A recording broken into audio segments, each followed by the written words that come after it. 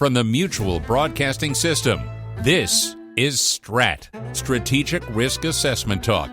Now, retired Marine Intelligence Officer and globally recognized risk expert Hal Kempfer.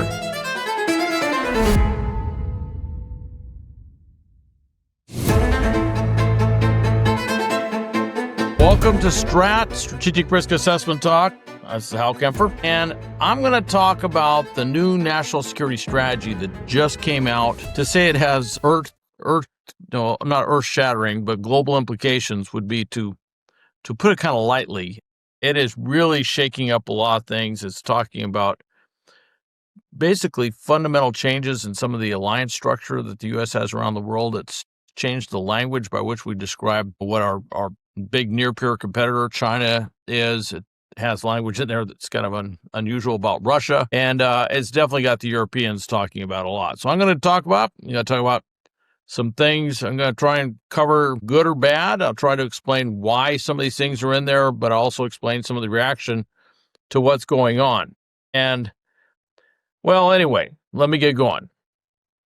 The Trump administration released its kind of long-awaited national security strategy this last week. I'm going to call it the NSS going forward, if I could, or at least as often as I can. It's a periodically released document. You know, administrations always have a strategy. They don't have to do it every single year, but generally speaking, they try to keep it current, fresh, and certainly in years past, sometimes our strategies seem to get a little stale over time. It's this 2025 document has been the subject of a little bit of confusion and curiosity in Washington and elsewhere. Now, it reportedly was actually finished last summer, but it's been held up for months with various officials in the government basically pushing for amendments or slight changes.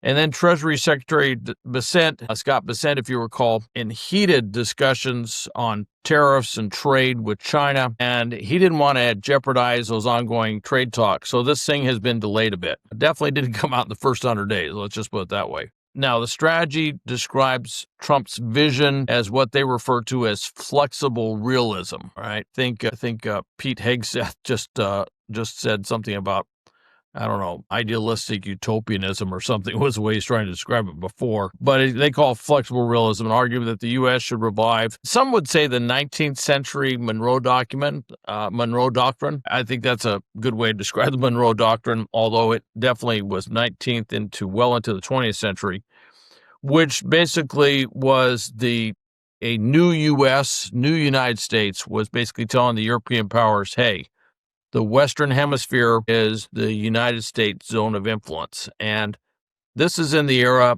of colonialism all over the world. And as you know, in Central South America, Mexico, elsewhere, the 19th century was a very tumultuous time. The end of Spanish colonialism was upon the world, or the decline of Spanish colonialism, which kind of declined precipitously at the very end of the 19th century, some would say the very beginning of the 20th century, wherein the U.S.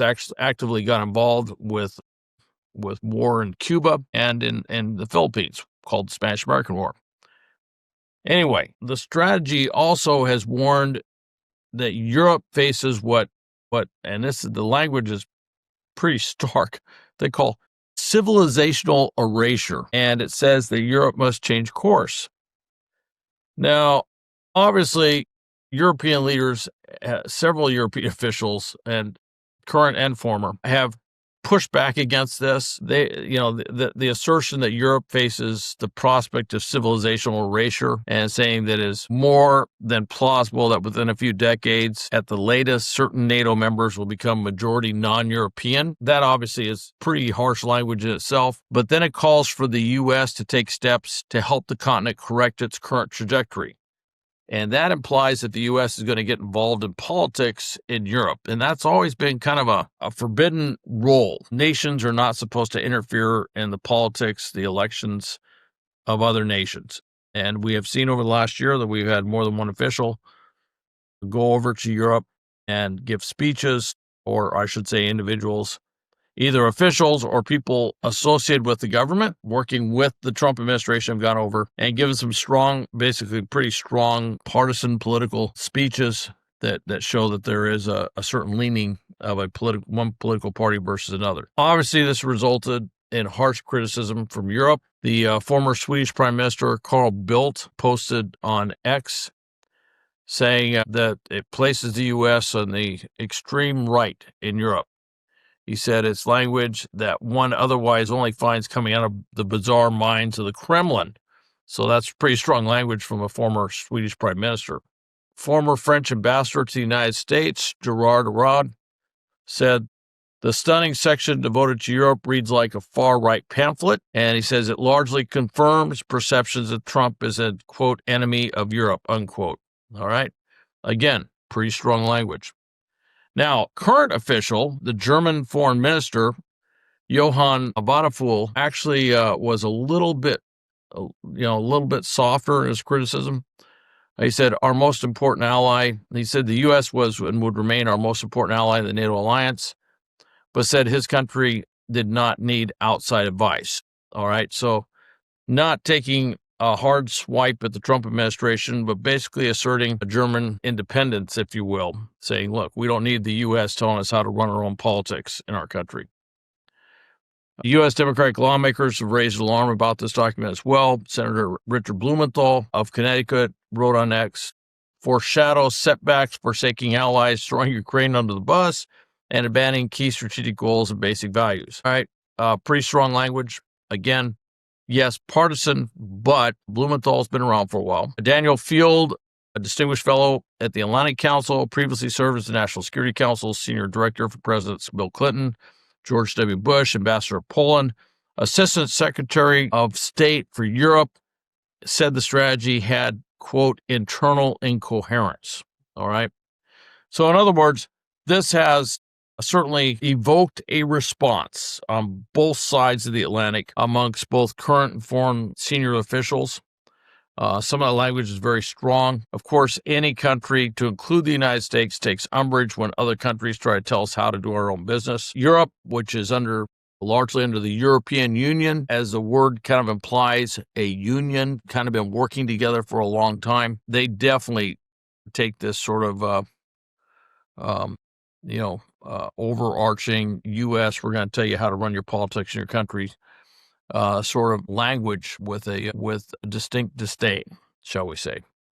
Now, among the things it claims in the document is that Europe is facing, basically attacks migration policies, and it also attacks what they call censorship of free speech, suppression of political opposition, falling birth rates, loss of national identity, self-confidence, and argues the weakening of the continent and putting on a path to becoming unrecognizable in 20 years. This is really, it was some language that definitely got some revokes. And also it talked about the U.S., our role, maybe cultivating resistance to Europe's current trajectory within European nations. And it notes positively the growing influence of patriotic European parties. This tends to be a nod to the far-right parties like the AfD in Germany. These parties tend to be anti-immigration, and they have previously earned public backing from members of the Trump administration before. It also seems, and I don't know, the parallel was that it's basically adopting the Great Replacement theory, which has been a white supremacist far-right mantra in the U.S. If you remember the stuff that was going on at the University of Virginia way back when, with people running around with KKK crosses and everything else, they were talking about the Great Replacement theory. Well, in this one, it's kind of a Euro version of that, which it talks about countries will be non-European. And there is a certain amount of truth there that there's been a lot of migration to Europe from around the world. You got to remember Britain and France were huge colonial nations, and at the end of their colonial empires, a lot of the citizens of those nations migrated to France and Great Britain to have a better life and to live a better lifestyle, and better than where they were in their home countries. And that has changed the That has changed certainly the ethnic breakdown within each of those countries. It's also changed the religious breakdown in those countries, and it's also had a shift on the culture within those countries. And I think that's what this document was addressing, although in pretty harsh terms, basically saying you're no longer going to be European nations because of all that migration. Builds on what had become something of an adversarial relationship, despite moments where it looked like we were all in the same sheet of music, but a generally adversarial situation or relationship with the Trump administration and a lot of European countries. And it echoes what Vice President J.D. Vance had said at the Munich Security Conference earlier in the year, where he very much criticized European nations on their policies, on free speech, argued the gravest danger to these countries was not Russia or China, but their own governments. And obviously that landed in Europe like a thud. Look, the United States, it says the United States, and this is part of this thing is we've been talking about the pivot to the Pacific for quite some time. The problem with the pivot to the Pacific, even though we recognize the threat of China, we recognize the importance of the Pacific in the global economy, in many ways eclipsing what had previously been the importance of Europe in the global economy. And it's not just China, it's all the other countries around Asia that the U.S. has a strong trade relationship with, and vital supply chain issues that go through Asia. We've been trying to pivot to the Pacific, and every time we try to do that from a military national security standpoint, we tend to get drugged back into either the Middle East or Europe. And this is, I think, a response to that. Whereas this last year, we got very much, or last 3 years, we got very much pulled back into the Middle East with the wars, the 12-day war with Iran, the Gaza thing, Yemen blocking one of the most critical sea lanes in the world because of the Houthi threat, or the Houthi attacks on shipping. And so we got pulled very much into the Middle East on that. And then, of course, with the war in Ukraine, very much pulled back into working in Europe and focused on what has truly been the biggest war in Europe since World War II. So this is something of a reaction to that, saying, look, we got to shift. It also addresses another thing, the corollary to the Monroe Doctrine. It says it's common sense restoration of American power priorities consistent with American security interests. This one, I don't disagree that the U.S. has been ignoring what's going on in Central and South America to our own peril. I did some consulting in the renewable energy industry, particularly looking at lithium and sourcing of lithium. And I was rather surprised, prior to the current Trump administration. And this surprise carries into the first Trump administration, but carries on before that, is just kind of how indifferent we were to some of these things that we consider critical to our energy future, but also generally that we just weren't very engaged in Central South America at all, or Latin America. We weren't that engaged in the Caribbean, and yet here it is right on our borders. This is the thing that's closest to us. So this does shift that interest back there. Now, you may remember earlier in the year, right when the Trump administration came in, they were talking about, the U.S. may have to retake the Panama Canal and annex Greenland and annex Canada. And certainly that got a lot of discussion going. But it was this focus on the Western Hemisphere, and this document definitely puts in there. Now, more recently, we got the possibility of U.S. strikes in Venezuela. We've had U.S. strikes on drug boats in the Caribbean and the East Pacific. Going after drug cartels, redesignating the drug cartels as terrorist groups, which changes their legal status. And we got about 15,000 personnel on ships sitting out in the Caribbean outside of Venezuela. Not an invasion force, but a very potent strike force. So we definitely have put more real attention on Europe as well. Now, Emmanuel Macron of France has basically been talking about this. There's a leaked phone call that he had where he was talking to other European leaders and claiming that President Trump was going to betray Ukraine during peace negotiations, and basically telling the European allies that the Trump administration would attempt to force Ukraine to give up territory without any clarity on any security guarantees. And Der Spiegel, the German publication, actually reported a lot of this.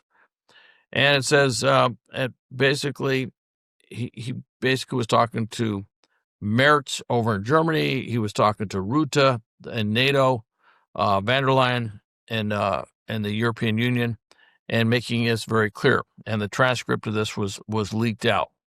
This was tied to the anticipation, or I should say, release of the 28-point plan, which in fact did have things in there that was talking about Ukraine giving up territory. And frankly, and I've said this in multiple forums, that the 28-point plan looked very close to previously Kremlin talking points on how they saw a possible peace thing. But with that, once that went out there, Putin, as he tends to do, shifts further out, and he went to maximalist goals. So right now, I don't know where that's going. It seems to be a lot of discussion, people saying making real concrete progress. I'm not holding my breath. It's also a significant shift in this document on how we explain China. Under the Biden administration, China was explicitly named as the U.S.'s primary foreign policy challenge. That administration was very vocal about its support for Taiwan, which is we have, since we recognize the PRC as the People's Republic of China and normalized relations with them, we stopped recognizing Taiwan and the Republic of China, all right, which goes back to, basically before China became communist, mainland China, I should say, became communist. We shifted and said that. And so we basically recognize one China, although we fiercely recognize that Taiwan is a self-governing entity. We don't recognize this as an independent country per se. There is what we call strategic ambiguity in our language, all right? That's something that we've always tried to maintain in past strategies. And you remember it was a big deal when Biden came out and said that we would commit military forces to defend Taiwan, all right? This one starts to shift a little bit. The new national security strategy maintains the language of strategic competition with the PRC, People's Republic of China, when discussing Taiwan's status, and calls for working more closely with partners and allies in the Pacific to deter any attempts to seize Taiwan. But it also plays down the ideological differences between the U.S. and China, and instead seems to put the focus on economics and trade front and center in this relationship. Okay, so a lot of big changes in this document, recognizing that what this is doing, if I could take a step back, the U.S., look, Europe has been underinvesting in its own defense for a very, very long time. First administration of Trump, he pointed this out very directly and said, look, you got to spend more of your gross domestic product on this. And right now there's a commitment in Europe to get it up to about 5%. There were countries in Europe that were below 1% of defense investment, of GDP equivalent of investment in defense, I should say, of their own countries. Countries have been dropping conscription. They've been dropping the size of their military. Britain's military looks anemic compared to what it was, and anemic compared to what it's supposed to be able to do. And they're not the only country like that. So you're seeing Europe kind of step up. And I kind of say, look, it was going to take a lot to get these European countries to come together. And maybe the strategy has been that the U.S. is kind of pulling the rug out from under them and saying, okay, there's Russia. Good luck. And it probably, maybe it was a tough love approach is what they're doing. I don't know. I will say that's what it's kind of turned out to be. But then again, I kind of look, I go, what would it, of the options of getting the European countries to really step up for their own defense, what would it take? And I'm sure if I was to have this discussion, 10 years ago, that some would say it would probably take about something of this magnitude to get the Europeans knocked out of their lethargy and to seriously invest in defense. So that's kind of interesting. The other thing, too, Taiwan has been grossly underinvesting in its own defense, and they had been going downhill for a very long time. That's turning around, but the reality of defending Europe, the reality of Taiwan deterring a Chinese invasion is that they have to have significant capabilities there on the ground that are organic to the countries involved. Poland has to be able to really put up a credible defense of Poland. the Baltic states have to be able to put credible defense of the Baltic states, not just sit there with a small military and say, don't worry, the U.S. will come and defend us, which is kind of what was going on for a very long time, putting tremendous stress and cost on the U.S. for commitments of military resources that they really need to commit themselves. And of course, one of the things, too, is if there is a Chinese invasion of Taiwan, it is probably more likely than not that there will be something else in the world, maybe over in Europe, that will also be pulling on our resources. I would not be surprised, a friendship that knows no bounds between China and Russia, as they like to call themselves, that Russia might do something in the Baltics or something around Poland or whatever that would cause a U.S. response under NATO Article 5, and then you would see something happen in the South China Sea. Then something would happen with Taiwan, or something that confronts Japan, or something like that. So some of this may be just some, stark realism in that that's kind of how the world works. And these countries need to really invest, and they need to invest very quickly in their own defense. And maybe the strategy addresses that. So yeah, pretty confrontational language, telling countries how to run their own, or at least kind of implying that we're telling countries how to run their own internal politics. Definitely going to get a lot of pushback. But there is some real politic in this, which goes to basic defense matters, which goes to basic national defense matters. It gives the U.S. an opportunity to maybe pull back from our more extenuated positioning around the world and give us a little bit of flexibility in terms of where we allocate resources in a future conflict. With all this, obviously it's having some shockwaves throughout Congress. And there does appear to be an emerging coalition of conservative Republicans, not necessarily strong MAGA Republicans, not anti-MAGA per se, but not strong MAGA Republicans, but some Republicans who are very concerned about the language about Russia, very much pro-support of Ukraine, have strong ideological differences and probably feel that should be emphasized with the People's Republic of China. And they're looking at this, and we're starting to see a shift, and there might be some sort of new national security coalition forming in Congress that could be a lot more bipartisan than what we've seen so far. We got a fast approaching midterm election, and I'm kind of waiting to see how this is going to play out, because there's a very good possibility that this could shift power in Congress. And I will also say that necessity does tend to spawn change very quickly. Hey, thanks for listening to Strat. Also, please go to stratpodcast.com if that's not where you saw this.